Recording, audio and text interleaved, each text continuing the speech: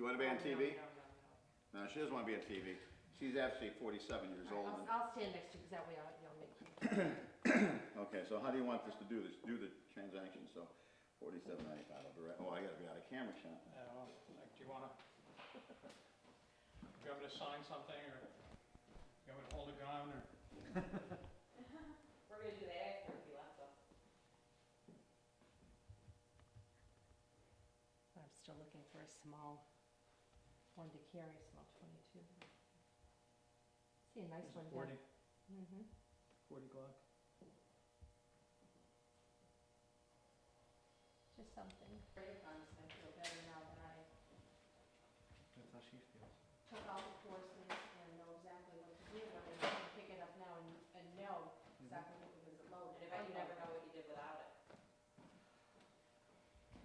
The safety is really good, that's just. But I was surprised with the ladies group, they all, I'd rather I didn't talk, or, No, you're fine. with the ladies group, I was surprised how many of them went, really? What courses did Sign you that. take? This is yours. Did I hit the wrong button? Or I added it all up on. That's yours? So I'll give you something to sign with. Oh, yeah. Interesting, yeah, I guess that's a good policy, I never thought of it. Yeah, because then I give him the gun, the bullets, and he robs me. Right. Yeah, yeah, You know? no, that's very true. Or I used to, I went out with his wife or something, or his Yeah, girlfriend, no, no, his no. daughter, It makes whatever. perfect sense, now So, that, yeah. I'm not thinking logistically, I'm thinking for our purposes, so. Right. Alright, so just tell us, it seems like outlandish, but talking to you on the phone, you seem pretty rational about it, so explain, the logic behind your Facebook post and your feelings, your policy. Well, I didn't open the store to have anybody use it as a way of attaining a weapon that would hurt people. I would have a hard time living with that. So I have to try to, as the government does, limit the sales of guns to people who are, I think, qualified to have them.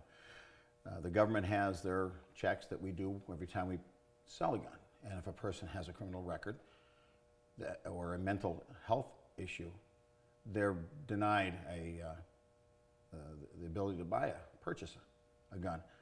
We have seen mental health people just recently, people who are in need of mental health, not be able to, or be able to purchase a weapon.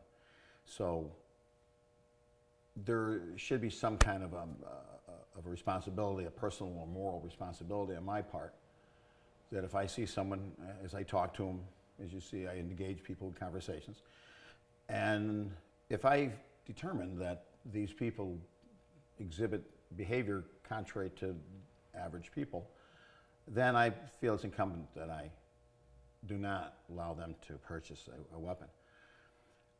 In my Facebook posting, I thought about this, and I said, well, there's only one organization that is advocating the killing of Americans to try to get local, homegrown terrorists, and they are somewhat succeeding.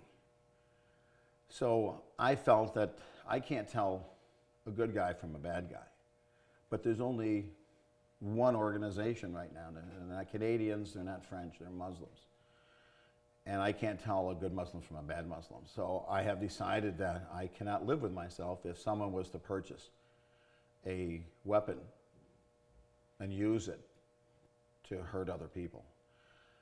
And I have decided that since I can't tell the difference, that I won't sell a weapon if I knowingly, if I know that this person is a Muslim, because I can't tell if he's a good one or a bad one. And sometimes I can't tell if they are one, so they'll slip through the cracks. But I would do the same for people who exhibit mental health issues. My only concern is that I am not party to the process of people dying unnecessarily for causes that I don't believe in, or for any cause whatsoever. That's the last resort of anything like this. So I'm not trying to be racist.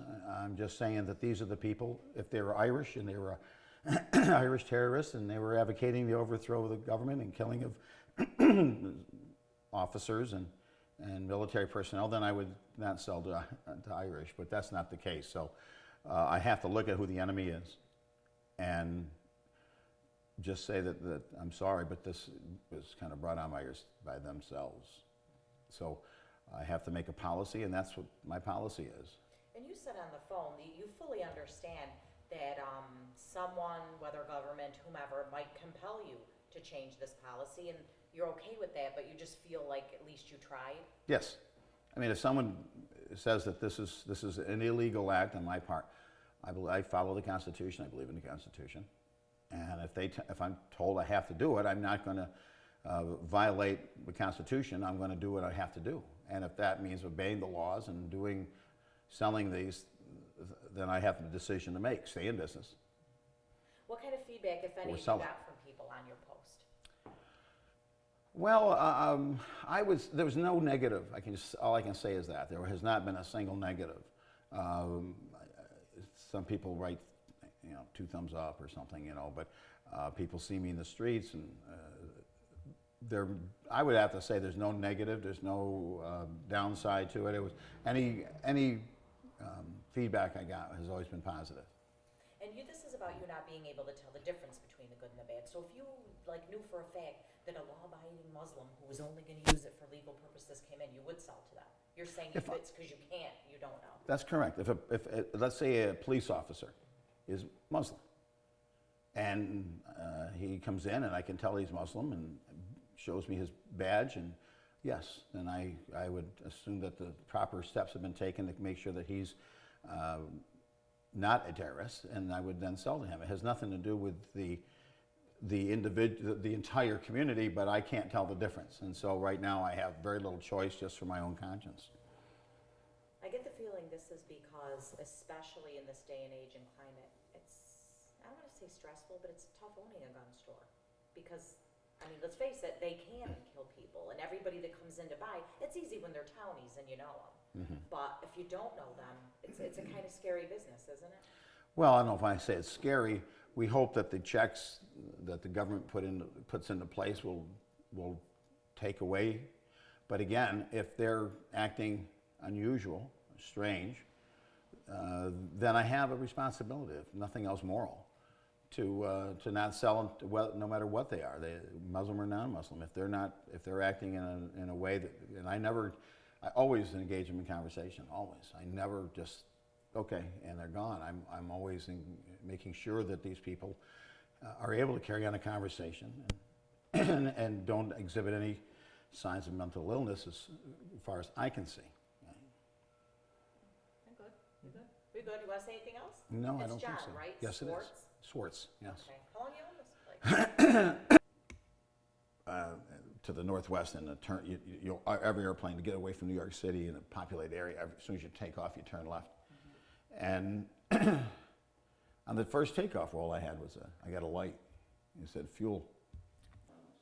So we landed and back. And what had happened was the airplanes are big and the tanks are big, and they clean them out with mops. They clean the main tank out with mops. Puncture. Nah, they left. And then that's when the light comes on. But you then have the fuel filter gets bypassed, and then it goes straight through into the engine, so you have some gas going in there. It's possible, but you can. I think there's a lot of things that we do here that we don't, like drunk driving. Either I'm the smartest guy in the world or I don't get it. But if you ever own a Lincoln Mercury, they have these little keypads above the door handle. The little squares, they got a line, and they got numbers on each side. Every car has that. Every car locks.